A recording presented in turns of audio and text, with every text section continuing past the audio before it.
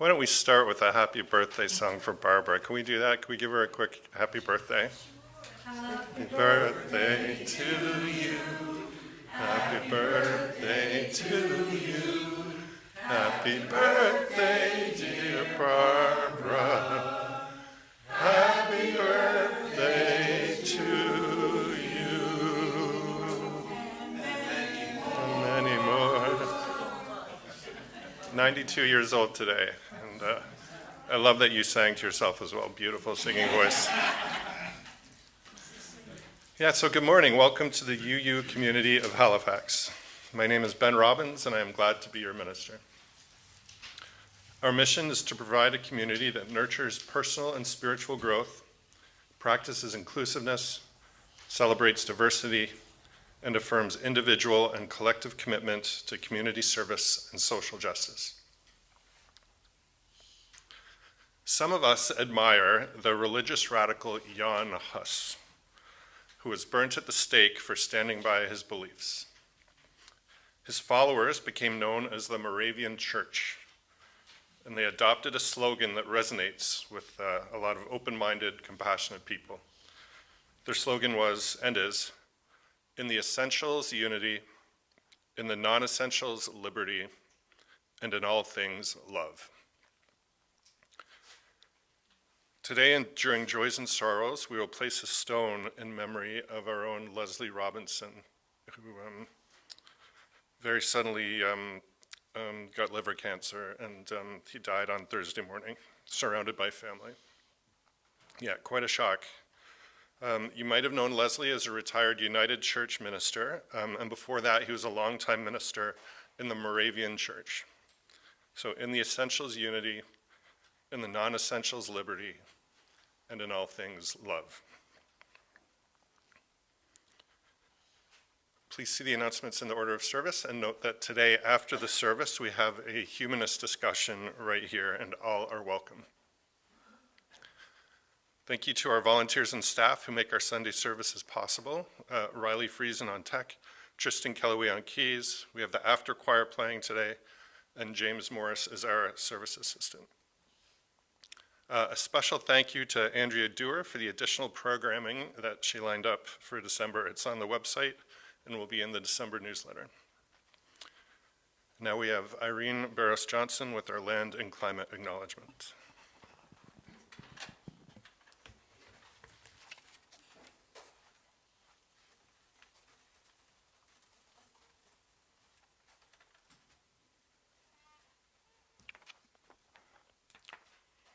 "28 years ago, when my husband John was seriously thinking about coming here as minister, I was working in Virginia at the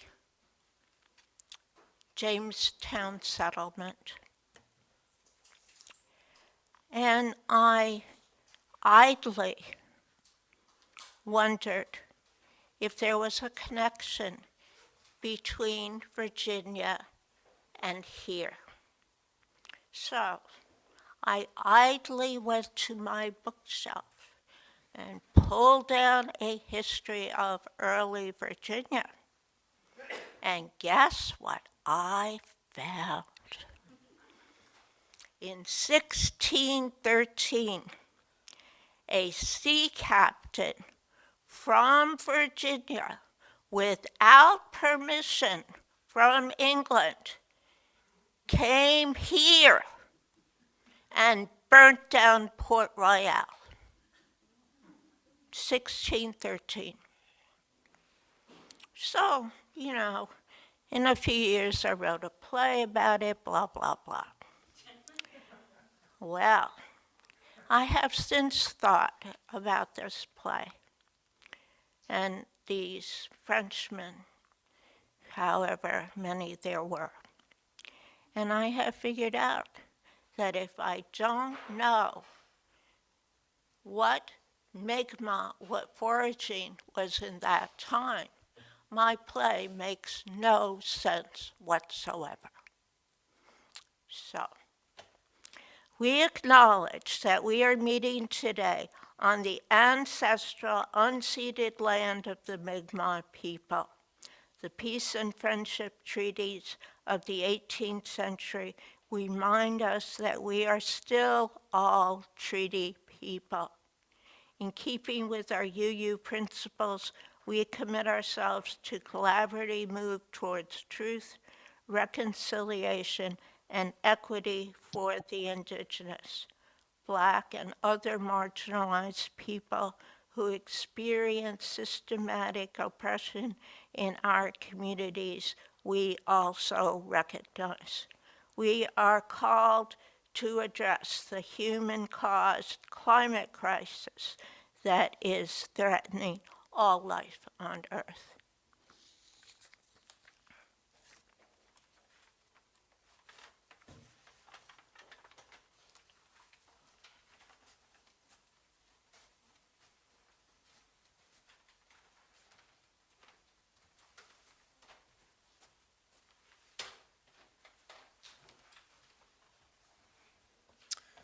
Hi, Pam.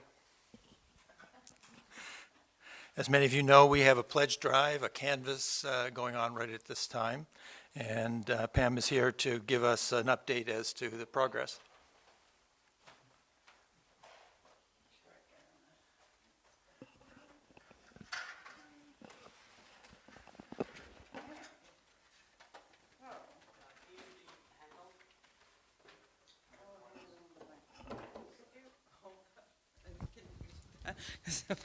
I might not be able to do this. Okay, so we are up to $70,753, which is 61.5% of our $115,000 goal. And we're approximately at 62% of the people canvassed, so we're getting there.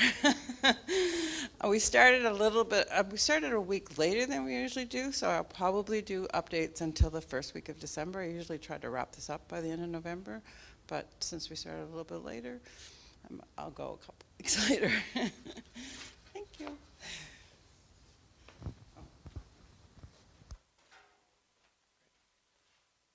Thank you, Pam.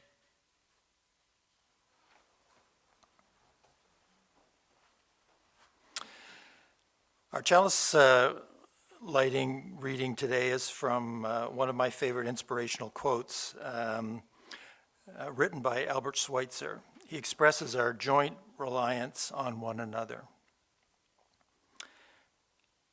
At times, our own light goes out and is rekindled by a spark from another person. Each of us has cause to think with deep gratitude of those who have lit the flame within us.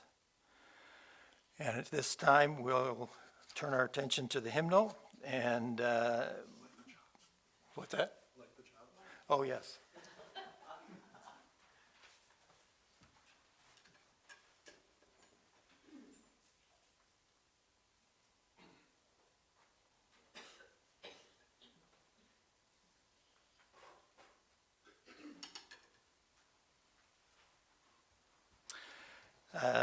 Please stand as you're able, and we'll do the hymn 361, Enter, Rejoice, and Come In.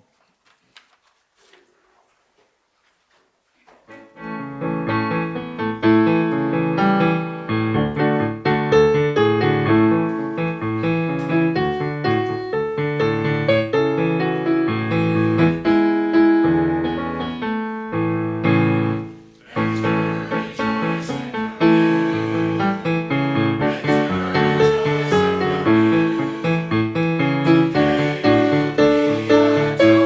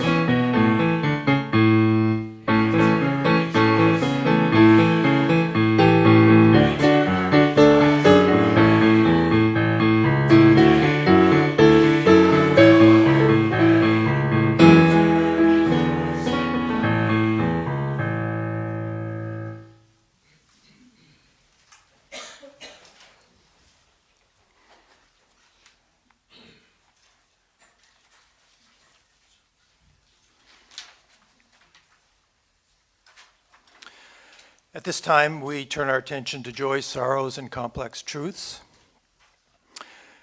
We now have time for those items, and we bring our hearts into this sacred space of community and open them up to each other and for each other so that those of us who carry pain might be comforted by the presence of a loving community, and so those of us who are happy might share their joy and see it multiply in others.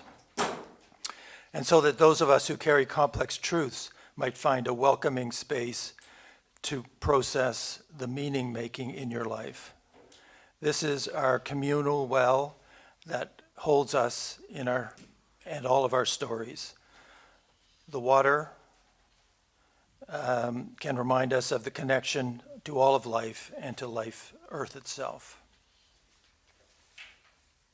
If you have a joy, sorrow, or complex truth, please feel free to come forward and we'll put a stone in the urn that we have here.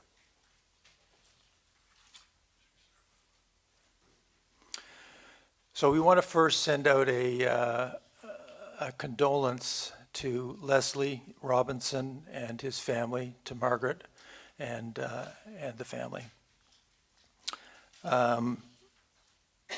Leslie was active in social justice initiatives in various ways within this congregation over the past while. He also was the convener of the Zoom group that is meeting above our heads here.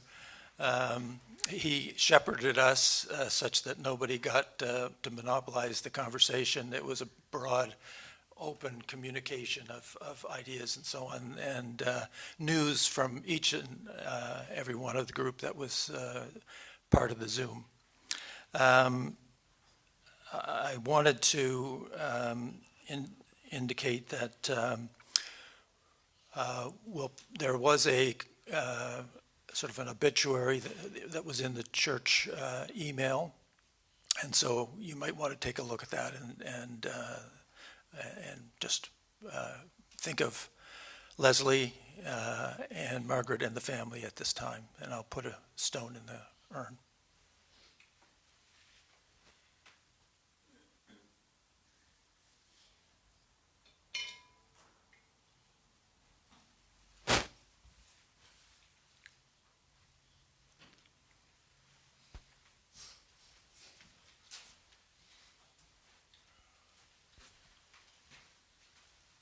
Unless I'm mistaken, I believe it's Barbara's birthday today. We already said he's saying. Do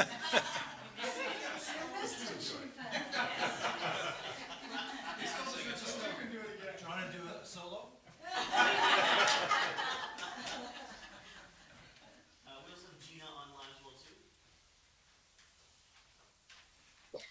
Hi, I won't be able to be on Zoom today, so I wanted to personally, I know James has already said condolences, but I wanted to personally say deepest condolences to Margaret Robinson and her family, and that I didn't know Leslie for very long, but what I experienced of him on Zoom, I think he was a great man, and I'll miss him a lot. Thank you.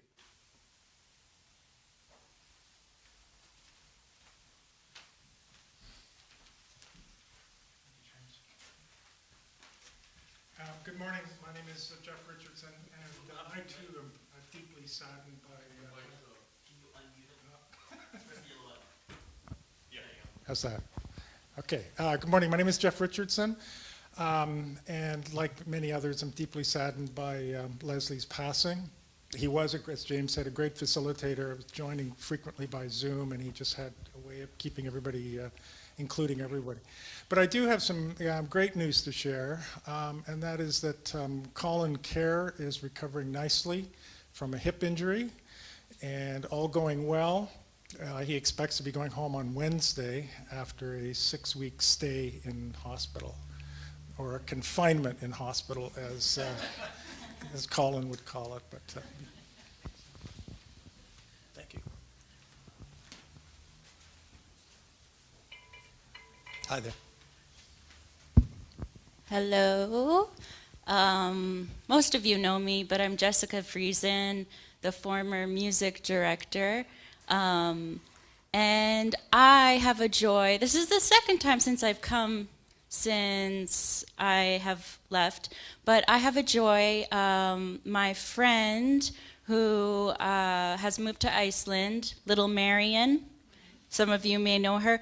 Her mother, Peace, is pregnant. So we're going to have a little Icelandic baby since they're in Iceland. Cool. Yeah, I know. Cool. And it's great to be back. It's wonderful to see you.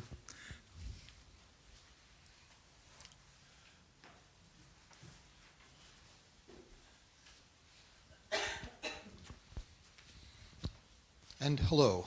For those of you who somehow may not know me, I'm Andrew, and I have a couple of stones to place today, I suppose. The first is also a condolence, in this case for a good friend of mine who recently passed from cancer, named Carrie Delory. And I will make use of that hopefully much abused by everybody, Terry Pratchett quote, that no one is dead as long as their name is still spoken. So I will ask you all at some point today to mention Carrie by name. So I'll give him a stone.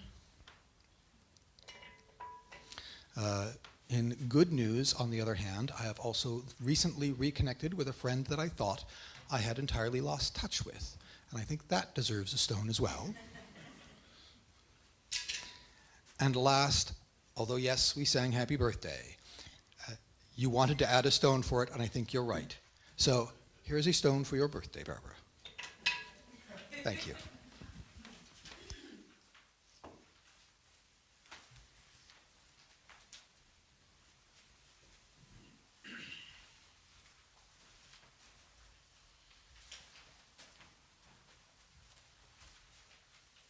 Good morning. My name is Margaret.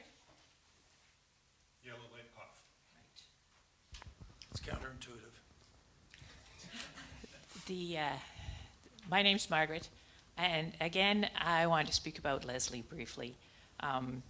I have only known him again through his association with this congregation for the last number of years, but from my perspective, he was so passionate about our concern about the climate that was one of his main goals in life, was to get other people to recognize how important this whole situation is with our world, and how we all have to keep working to limit in some way the carbon emissions that are going into the atmosphere.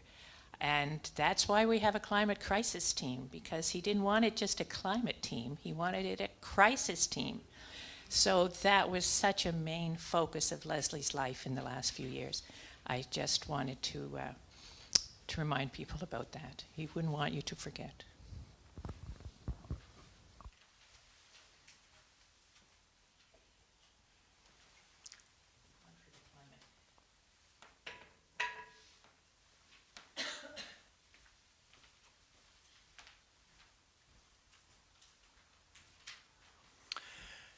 And Ben will place one final stone for all that remains unspoken in our hearts.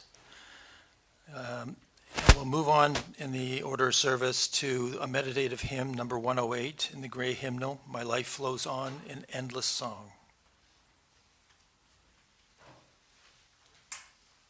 Please rise. As you're able.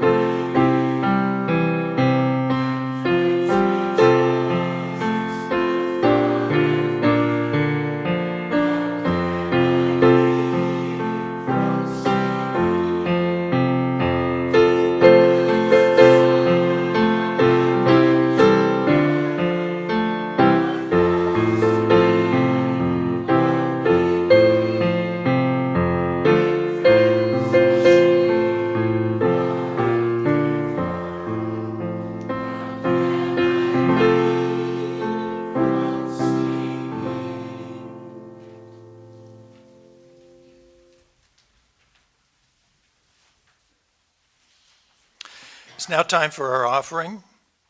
The work of this community is made possible by donations of time, talent, and money. Thank you for however you give, and we trust that you will give however much is right for you. Most donate by monthly e-transfer, and we also pass the basket. Today, the basket goes to our operating fund. Whatever your situation, thank you for being part of this community.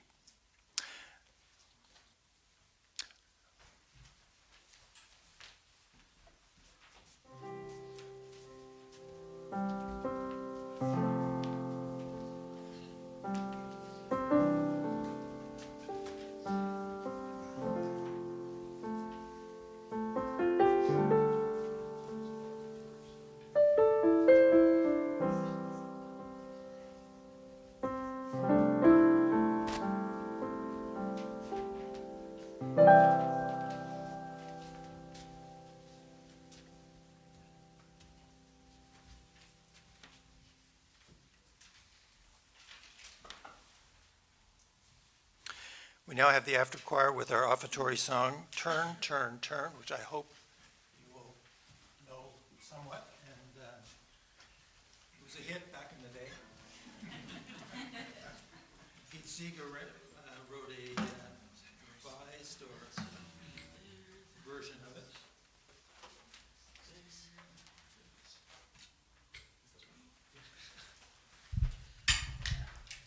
Sorry.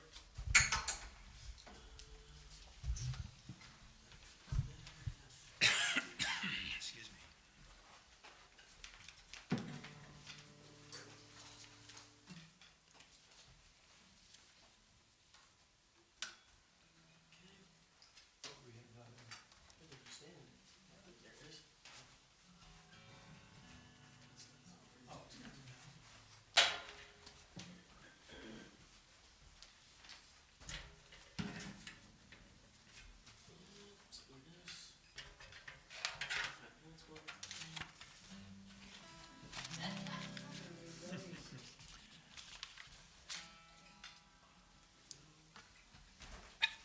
Stay up and sing with us, right?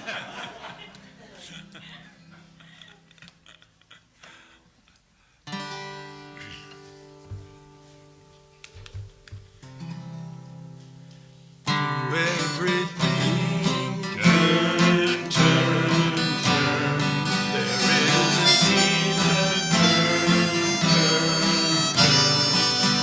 And a time for every purpose under heaven. A time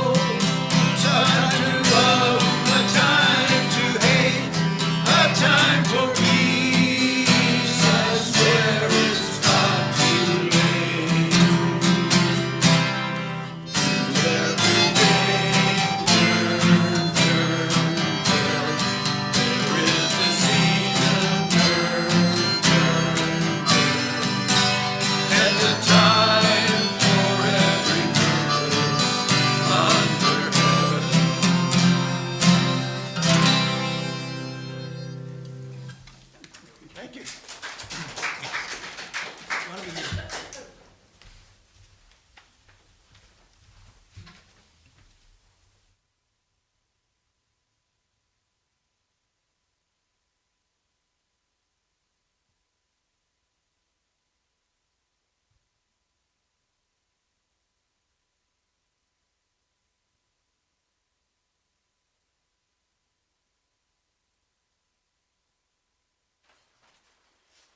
Thank you, beautiful.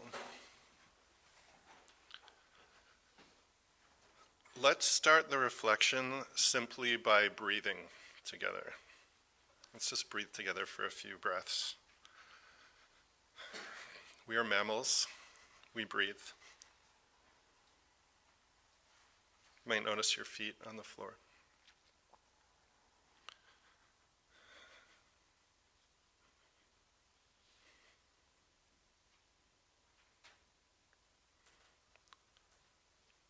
So we breathe, we inhale, we exhale.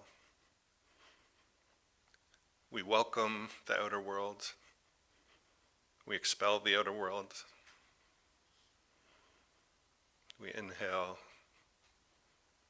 we exhale. You can stay in that feeling as long as you want, but I'll keep going.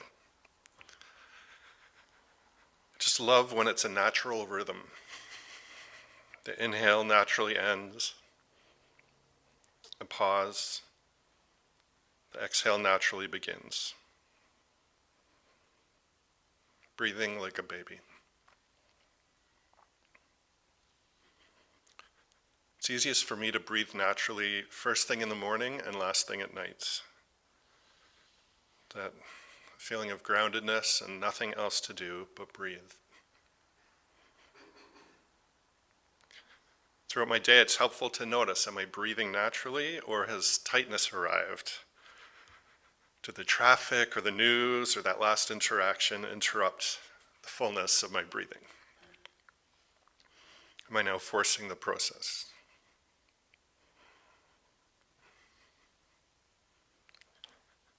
At the start of a yoga class, it's common for the instructor to invite everyone to inhale together, a big inhale. I prefer when the instructor says, let's all take an exhale.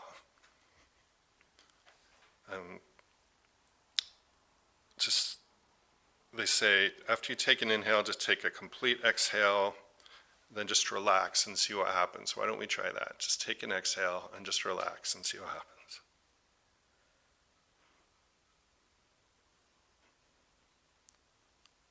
For me, there's this feeling of, am I still holding the exhale? Am I really relaxed? Like, will the inhale ever come? Am I letting it come?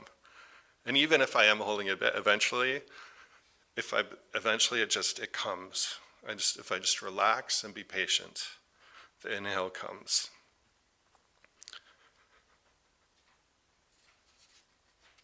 Back in February of 2020, I was very much outward looking. I was opening up to the world. I was running the kids program at the UU congregation in Peterborough. And after a slow start in the fall, I was hitting my stride. Kids were coming, they were getting to know each other. They were discovering and figuring out themselves and their place in the world. And then COVID came. No more in-person gatherings. It was like we all had to take this collective exhale and then just wait. And you, this congregation, this community, March of 2020, you're getting ready to host the national UU gathering, and then you're not. You don't get to inhale the world. All that work suddenly gone.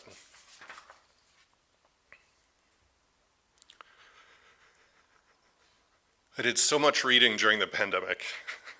And to be honest, apart from the catastrophes, apart from the personal tragedies and the economic situation, without in any way minimizing those things, if I just look back at my introvert time, sitting at my desk studying even more than usual, I could actually say that time served me well.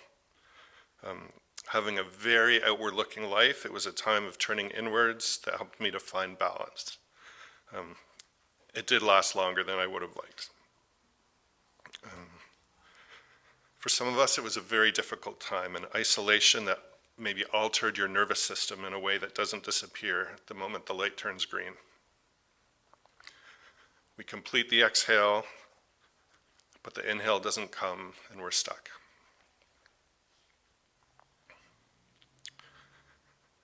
In 2021, the first full year after COVID arrived, the #1 baby boy's name in Canada was Noah. I love the name Noah. I know some fabulous, fabulous Noahs. And it's a little disconcerting that the most common boy's name is also the name of somebody who made a boat so that he could hunker down and survive the collapse of civilization. A year later, in 2022, the most popular boy's name in Canada was Noah. Some parents are choosing the name because it's a good name. It's a good name. But I think that even if it's subconscious, some are choosing the name Noah because of the ancient myth and the belief that the times we're in call for a hero who's willing to turn inwards, hunker down, and just survive. A year later, 2023, Noah. 2024, Noah. Maybe people just love the name. But back in 2014, 10 years before the most recent results, back in 2014, it was back at #8. The name Noah only became #1 in 2017, the first full year after Trump was elected. So then it faded and it came back after COVID arrived. So I love the name Noah, I do, but it is disconcerting if Noah's Ark is the #1 myth of our time. Are we ready to lift up another myth, another hero? What gives me hope is some of the other names in the top 10.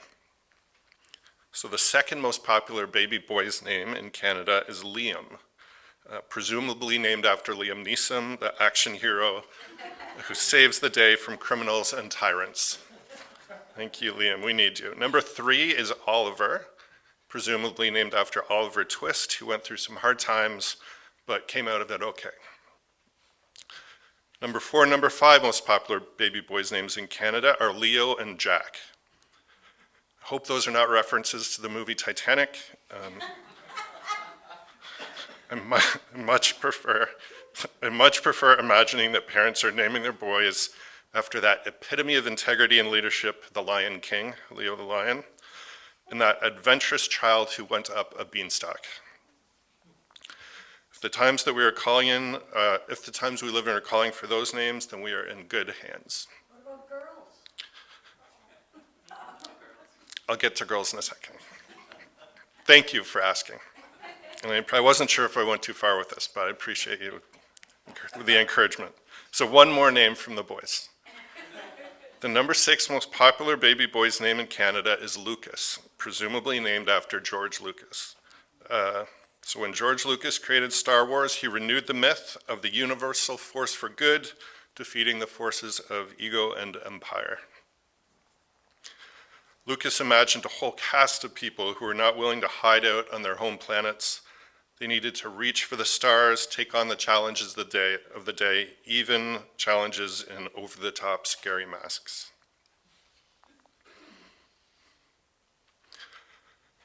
My grandfather did a PhD on the English language.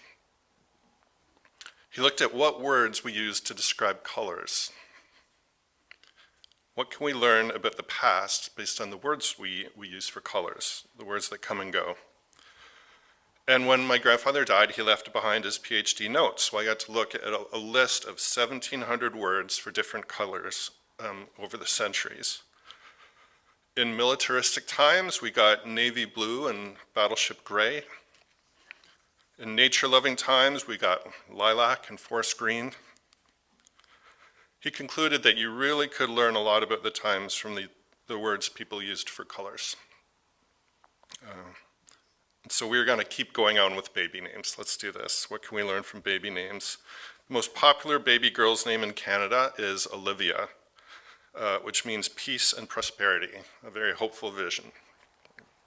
Next is Amelia, which, like Amelia Earhart, means active and striving, another hopeful sign. Number 3 is Ellie, which can mean bright, shining one, another outward-looking name. Numbers 4 and 5 are Emma and Charlotte, which might be a paean to upper-class British literature, but Emma also means universal, and Charlotte means free person. So parents are giving their kids names which are very helpful visions, hopeful visions of the future and how to get there. Some parents are giving their children non-binary or gender-neutral names. There aren't statistics on that, but here are some common ones. Avery, which means ruler of the elves. Elves are wise and long-lasting people. Kai, which can mean strength, adaptability, and connection to nature. And Quinn, which might honor a Canadian soccer hero and also means wise chief. So if names are anything to go by, it is disconcerting that Noah is the most common baby boy's name. But still, Noah makes the best of a bad situation, and all the other names on the list are about rising to the occasion with hope and determination. So if you believe in interpreting babies' names like you believe in reading tea leaves, then this is a time to open up to the world. So Canada opened up to the world. Since 2015, both permanent and non-permanent immigration skyrocketed, even with the COVID dip. The Fraser Institute, which is not known as a progressive outlet, wrote that these immigrants are doing very well. So has Canada achieved the incredible, a sustainable high rate of immigration without a backlash? So the update is that the housing shortage is creating a call to reduce immigration. We might have narrowly missed an election, which would have led to even more reduction. Our refugee team got their number of slots reduced. I've been considering my opinion about the refugee numbers and the immigration numbers. On the one hand, for refugees, every single increase or decrease in numbers is life-altering. And every single one is invaluable. So it's heartbreaking not to be able to help every single person in need. Regular immigration also life-altering, if to a lesser degree. And newcomers enrich the country. Newcomers help us to stay open. So I believe that. And I believe that immigration, that level of immigration has a natural cycle. We open ourselves to the world for a time, and then we close ourselves somewhat. I think if we fight that cycle, it becomes an election issue with a huge backlash. So when it comes to immigration, should we think of ourselves as in this tug of war, pulling as hard as we can for the numbers we want? Or should we think of it like the turning of the seasons, where a high point in the cycle will just naturally be followed by a low point?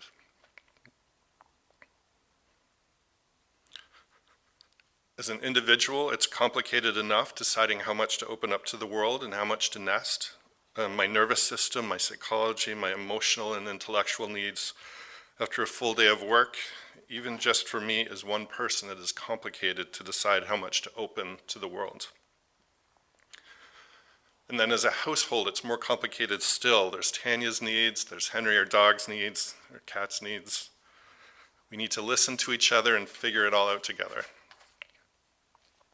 Then a national issue like immigration is even more complex. 41 million people, each having their own personal needs around opening up to the world or nesting. Countless cities and towns across Canada, each with their own circumstances and needs. So is this the time to open, or is it the time to nest? The answer on a national scale, I think, needs to be more nuanced than imagining that we're in a tug of war pulling as hard as we can for the result we want. It doesn't work in my household. It doesn't work inside me. So for me, as someone who is very high in openness, I can speak boldly for what I believe in while also listening to the people who are psychologically wired to need more stability and need to be a bit more closed. My grandfather studied the language we use for colors, and he noted how some words came or went or changed meaning. In a talk he said, this is slightly paraphrased, he said, "I am not expressing an opinion as to the desirability or feasibility of intentional changes in language. My only concern is with speech as it is, as it roams wild in the Canadian wilderness." So language is not under our control. It roams wild. And I think that how open we are in the world is not under our control. I think you can't force an inhale. Or if you just do force an inhale, you will discover an equally strong and sudden need to exhale. If you force yourself to go out every night of the week, you will discover a need to cocoon. Or, and I like to be contrarian even with myself, maybe if you go out every night, you'll make a new habit of it, and forcing yourself off the couch is what you need. So I'm going to close by sharing a little bit about the National UU workshop yesterday. When you signed up for the workshop, they asked you to take a quiz. What kind of community are you? Through a series of questions, they help you to consider how much you wanted to be a safe haven from the world, how much you want to be out taking action in the world, how much do you want to be learning or engaged in personal transformation or in creativity. And every UU congregation in Canada will have a different balance of those. And actually, I chose you as my congregation I wanted to be at because I thought, and I still think, that we have a pretty similar balance of those things. I was talking with someone the other day who loves the mix of programming on our schedule. Programming for if you want a safe haven, if you want action in the world, if you want creativity or transformation or learning. This person loved our mix of it, even as she herself primarily wanted to attend only one type of that programming. So what she needed for herself was just part of what she needed for the community. So is this a time to go inward looking, like Noah giving up on the world? Is it time to go inward looking like ultramarathoner Jasmine Paris while she recovers from a race? It's a different kind of inward looking. Or is it time to go outward looking like all those babies named Lucas and Amelia and Kai? While you consider that, let's actually take a few breaths together, and then we'll open up the microphone for your comments and reflections. Do you go through phases of cocooning and reaching out? Do you change instinctively or intentionally? What do you need right now? So let's just take a few breaths and notice your body's instincts to inhale and exhale.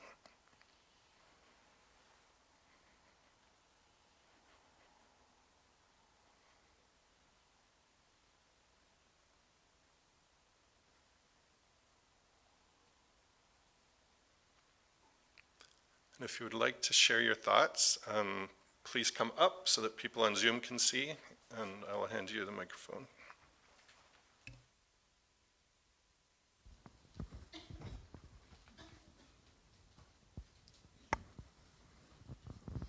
I do yoga on YouTube, Yoga with Adrienne, and she always says, breathe in love and breathe out love, which I always thought was nice. I think it's important for the reason why we nest or go out. The reason is important. If we're going inwards as a country, reducing immigration because we don't want the other, that's not a good reason. If we need to sort of slow down for a while we catch up with housing, well, okay, that will naturally expand after we figure some of that out. So what is the reasons for that change? Because if the reason was because the Conservatives got in and wanted to sort of shut down the walls because they don't like the other, then I would push harder back. If the reason is, well, we need to take a pause while we catch up housing, well, I'm not going to push as hard. But we will need more people in Canada. We are not replacing ourselves, and if we want to be taken care of when we're old, we better get it together.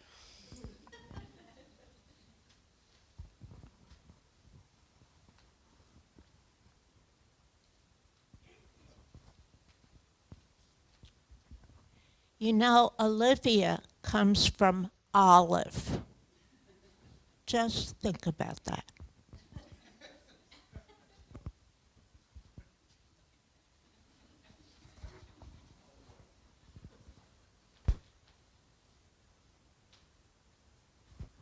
Referring to color, interesting how that changed as well in the early 1900s, where boys were pink and girls were blue, and it's the other way around.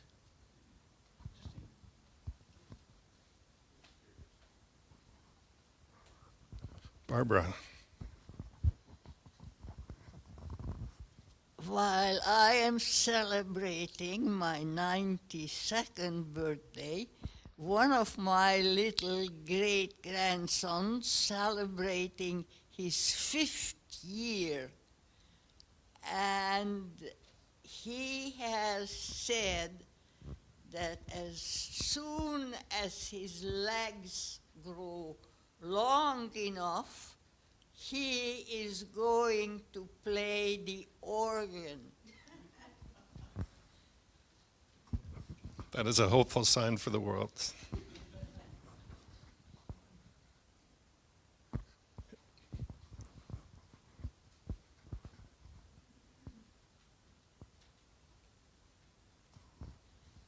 I won't share my thoughts about increasing or decreasing immigration because that's a long conversation and not really the point. But I think in any conversation about those things, it's really important for us to consider Canada's role in creating refugees and preventing the creation of refugees. And if we don't really include that in the conversation, we're just thinking about ourselves at the end of the day, and that's sad.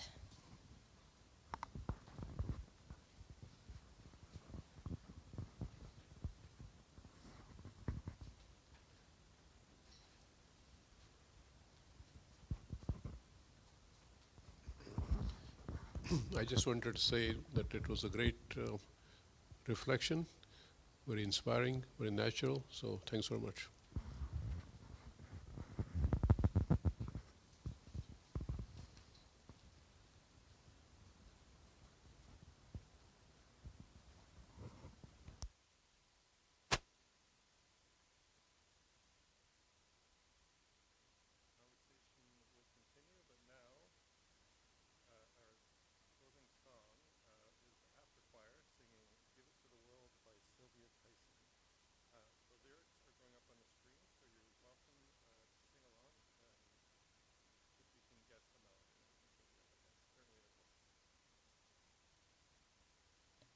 Sorry, I had the microphone off, so I will repeat that. Afterchoir is singing Give It to the World by Sylvia Tyson. You're welcome to sing along if you can guess the melody, and I think you'll be able to at least get the chorus.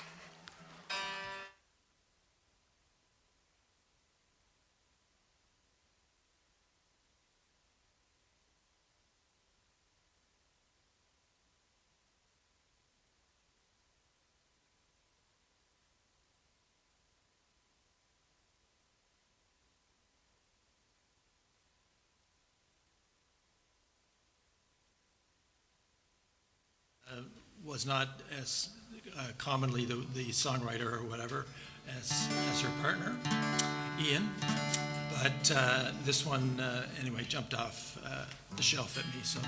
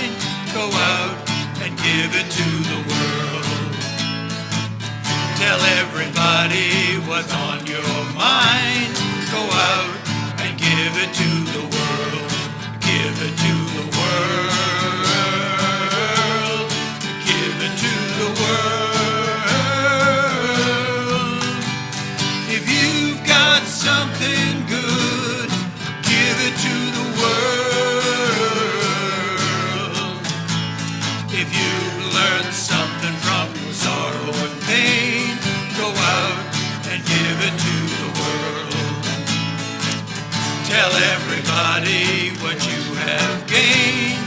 Go out and give it to the world. Give it to the world. Give it to the world. If you've got something good, give it to the world. Give it to the world. Give it to the world. If you've got something good, give it to the world. Thank you.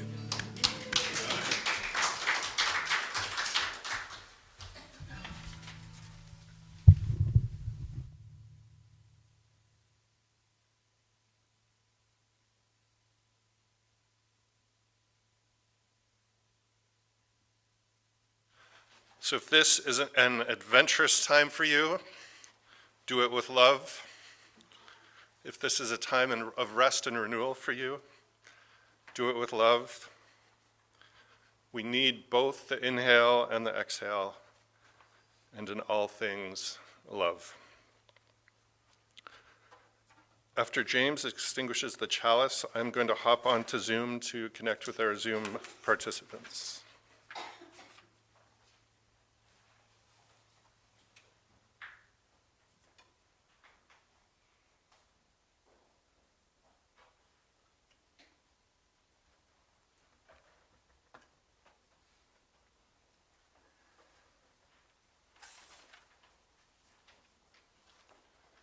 Sorry, I did not give you chalice closing words that I meant to give you, so I will say, as we extinguish the flame, may we carry in our hearts the light of truth, the glow of love, the warmth of compassion, the power of transformation.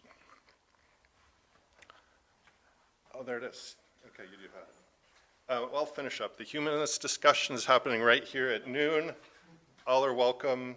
There's cake. Thank you so much, Faith, for cake for Barbara's birthday now in the social hall. Our service is over, so go in peace.